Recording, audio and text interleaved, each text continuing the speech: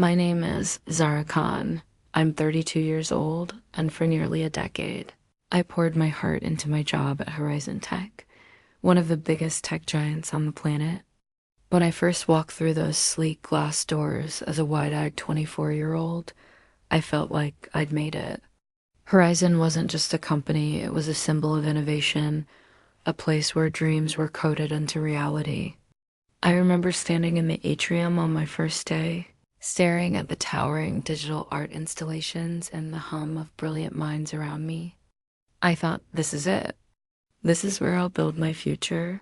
The early days were exhilarating. The campus was a futuristic wonderland, open plan offices with ergonomic chairs, coffee bars with baristas who knew your order by heart, and brainstorming rooms with walls you could scribble on. My team was a mix of coders, designers, and analysts from all over the world, each one more talented than the last. I was a junior developer, eager to prove myself. I'd stay late, tweaking code until my eyes burned, fueled by the belief that hard work would carve a path to something bigger. I wasn't just chasing a paycheck. I wanted to create something meaningful, to leave my mark on the world. I had ideas, big ones. A new algorithm to streamline user interfaces, a feature to make our app more accessible to underserved communities, a way to integrate AI that could predict user needs before they even articulated them. I'd pitch these ideas in meetings, my voice trembling with excitement, only to be met with polite nods and vague promises. Interesting, Zara, my manager, David, would say, his eyes already drifting to his laptop. Let's circle back to that later. At first, I brushed it off. I was new after all. Maybe I needed to earn my stripes, prove I could handle the basics before they'd trust me with more. So I doubled down.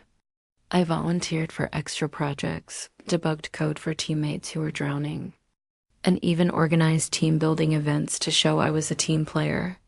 I thought if I showed them my work ethic, my creativity, my hunger, they'd see what I was capable of, but months turned into years, and the spark I'd felt began to flicker.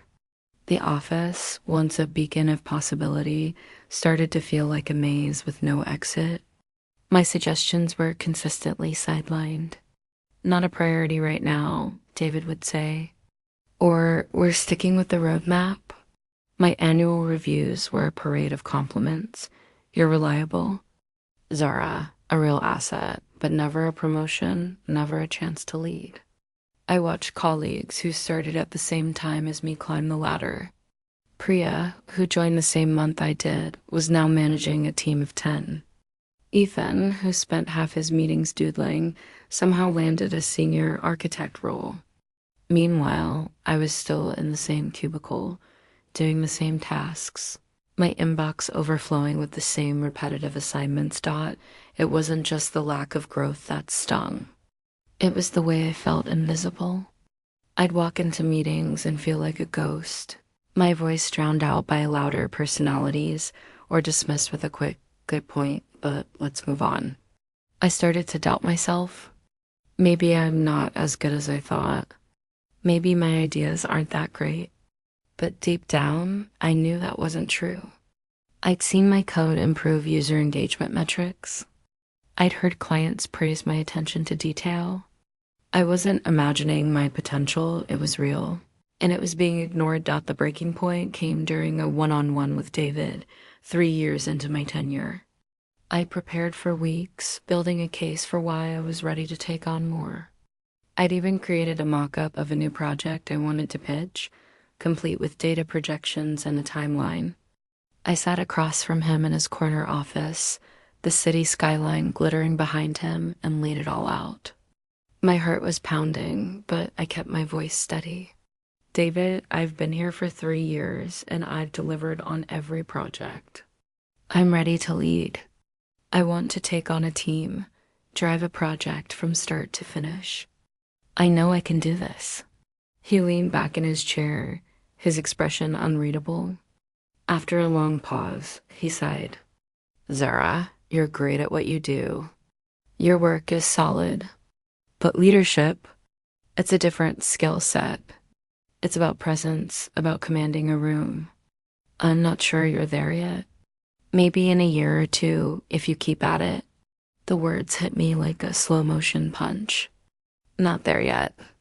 I've been keeping at it for years. I'd given everything, my late nights, my weekends, my ideas, and it still wasn't enough. I forced a smile, nodded, and thanked him for his feedback, but inside, I was unraveling. As I walked back to my desk, the office felt like it was closing in on me. The hum of keyboards, the chatter of my colleagues, the glow of my monitor, it all felt suffocating. That night, I sat on my couch with a glass of wine, staring at the city lights outside my apartment window. I replayed David's words over and over. Not there yet. I thought about all the times I'd stayed quiet, all the ideas I've let die because I was told to wait. I thought about the younger version of myself, the one who walked into Horizon Tech with stars in her eyes, and I realized she was slipping away. I wasn't just stuck in a job, I was stuck in a version of myself that wasn't allowed to grow. I didn't cry. I didn't scream. I just sat there, letting the weight of it all settle in. For the first time, I asked myself the question I've been avoiding. Is this really where I'm meant to be?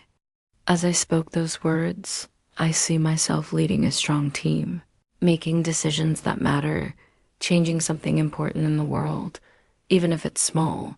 The room felt quiet again. The panel members exchanged glances, their expressions unreadable. My heart pounded in my chest, but I kept my gaze steady, meeting their eyes one by one.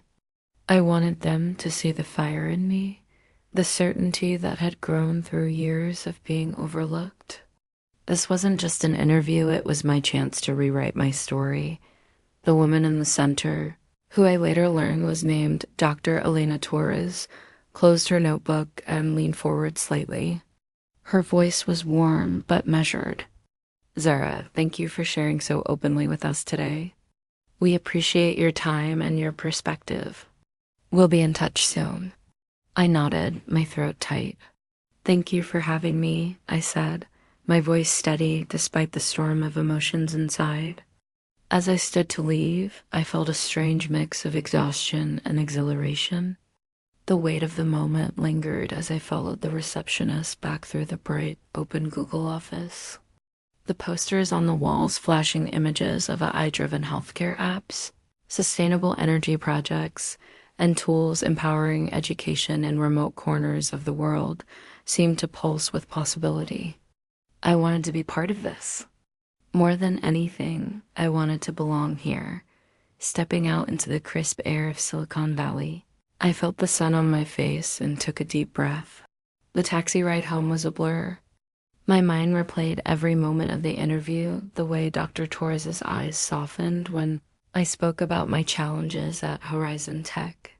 The slight nod from the man in the gray suit when I answered the question about conflict resolution. The faint smile from the older panelist when I described my vision for leadership. Had I said enough? Had I said too much?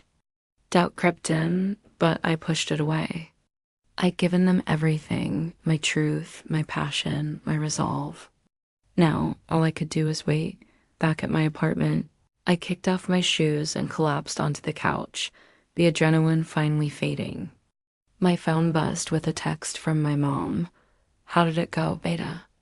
We're praying for you. I smiled, my chest warming at the thought of my parents' unwavering support. They'd always believed in me, even when I doubted myself.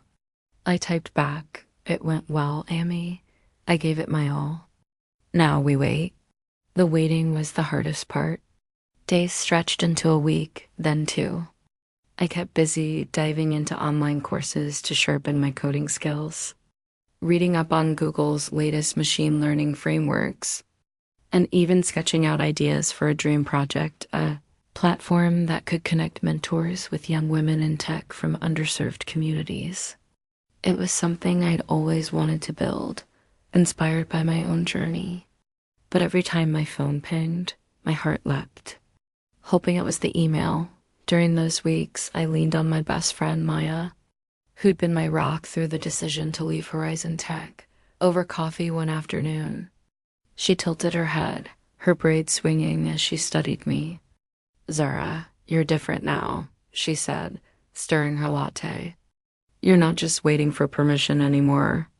You're claiming what you want." I laughed, but her words hit deep.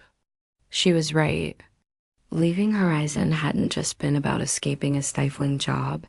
It was about choosing myself, betting on my own worth. That realization carried me through the uncertainty, through the nights when I lay awake wondering if I'd made a mistake. Then, one rainy Tuesday morning, it happened. I was sipping tea at my kitchen counter, scrolling through my inbox, when I saw it, an email from Google with the subject line, "Next steps in your application process." My hands trembled as I opened it. The words blurred together at first, but then they came into focus. "We're delighted to invite you to the next round of interviews for the software engineering lead position," I screamed, startling my cat, who bolted off the couch. Tears streamed down my face as I read the email again, then a third time to make sure it was real. I called my parents, my voice shaking with joy. "Ami, Abu, I got through. They want me back for another round." My mom's voice cracked with pride, and my dad, usually stoic, couldn't stop saying, "I knew you could do it. Zara, I knew it." The next round was more intense, a series of technical interviews and a design challenge. I spent days preparing, solving coding problems, practicing system design, and refining my pitch for why I was the right fit. I wanted to show them not just my skills, but my vision. Google wasn't just about building products.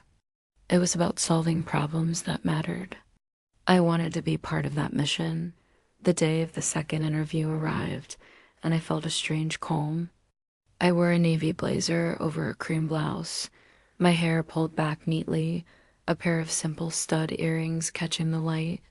The Google campus felt familiar now, less intimidating. The receptionist greeted me with a warm smile, and I was led to a conference room with a whiteboard and a view of the sprawling campus gardens. This time, the panel was smaller, just two people, a senior engineer named Raj and a product manager named Claire. Started with a technical question: projecting a problem onto the whiteboard, design a scalable system for a real-time traffic prediction app. I took a deep breath, picked up a marker, and began sketching. As I explained my approach, load balancers, distributed databases, machine learning models for predictive analytics, I felt myself slip into a flow state.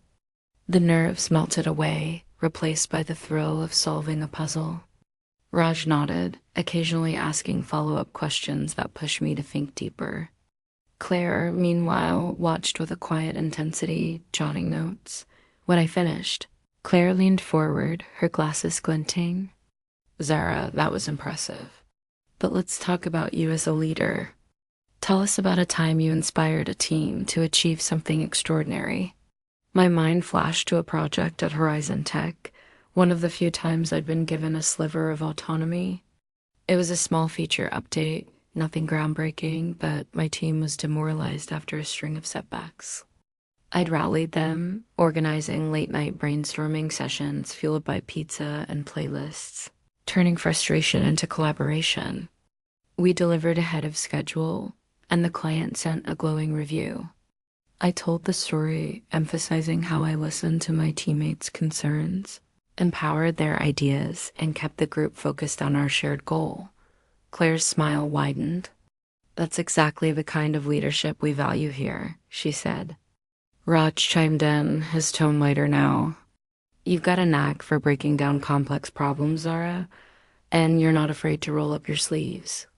The rest of the interview felt like a conversation, not an interrogation.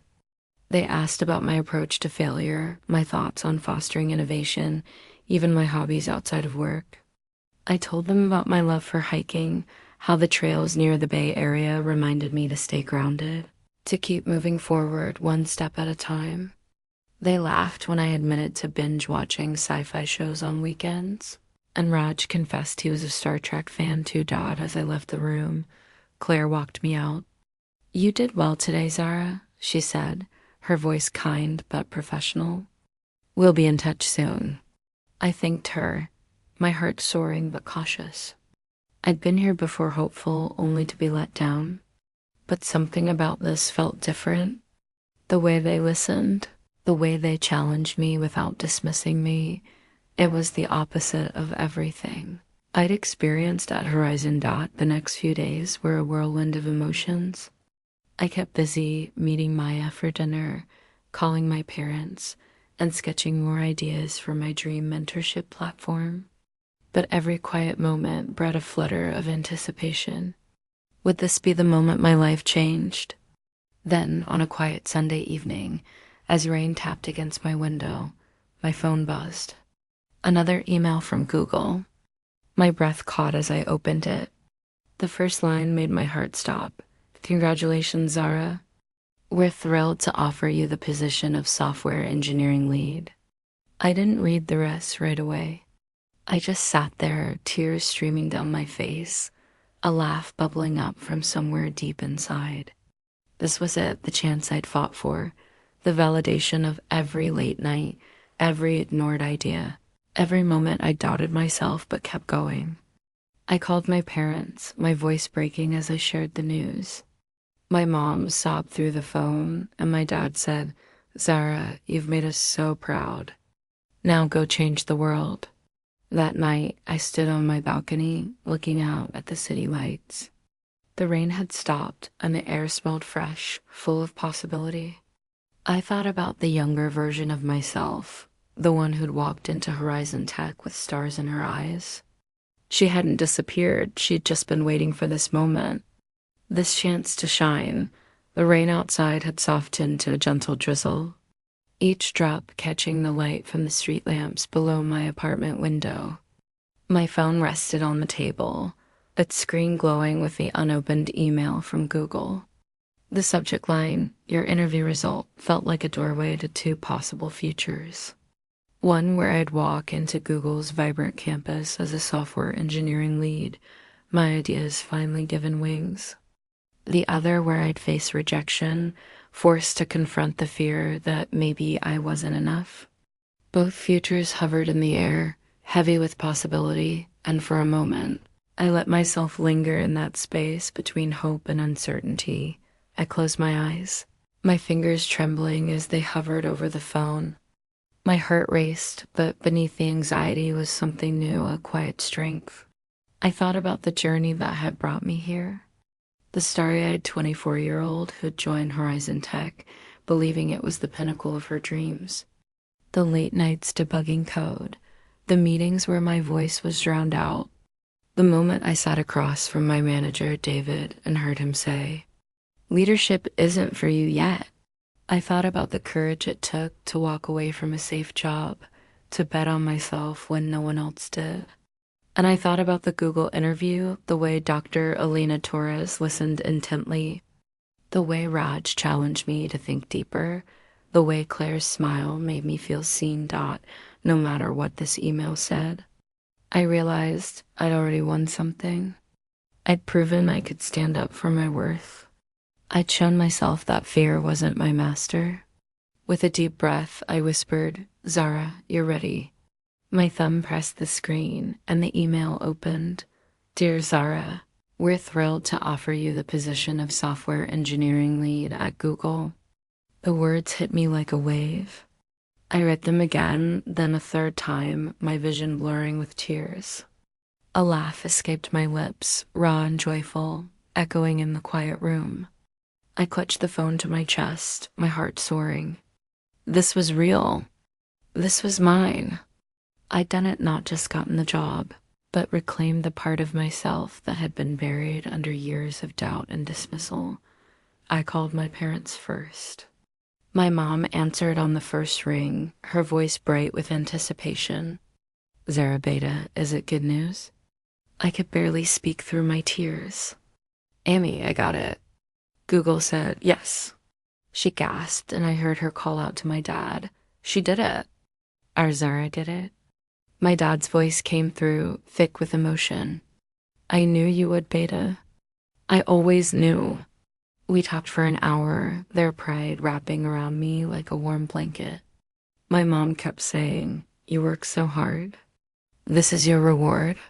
My dad, ever practical, added, "Now make sure you negotiate that salary." Next, I texted Maya, "I got it." Her reply came instantly, "Zara, you legend. Drinks on me tonight." I laughed, imagining her cheering in her apartment across town. I promised we'd celebrate soon, but for now, I needed to sit with this moment, to let it sink in. That night, I stood on my balcony, the city lights stretching out before me. The rain had stopped, and the air smelled clean, like a fresh start. I thought about what this job meant, not just a title or a paycheck, but a chance to build, to lead, to create something that could touch lives. I imagined walking into Google's campus, my badge clipped to my blazer, my team waiting for me to share a vision. I imagined pitching my mentorship platform, the one I'd been sketching in my notebook, and seeing it come to life. For the first time in years, I felt like my future was mine to shape. The next few weeks were a whirlwind. I accepted the offer, negotiated my terms, thanks to my dad's advice, and started preparing for my first day. I bought a new notebook, crisp and empty, ready to fill with ideas.